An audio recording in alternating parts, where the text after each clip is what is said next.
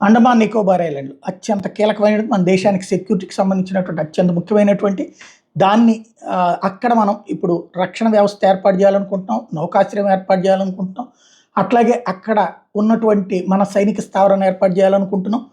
దాన్ని కంట్రోల్ చేయాలన్నటువంటి చైనా ఆలోచన, దానికి అనుగుణంగా ఇక్కడ ఇండియాలో మన కాంగ్రెస్ వాళ్ళు చేస్తున్న ప్రయత్నం చూస్తున్నాం. అయితే ఇప్పుడు ప్రభుత్వం అయితే మొండిగానే ముందుకెళ్ళడానికి సిద్ధంగా ఉంది కాబట్టి అకస్మాత్తుగా అక్కడ కొంతమంది వ్యక్తులు వెళ్ళిపోయారు. అక్కడ ఆధార్ కార్డులు తీసేసుకున్నారు.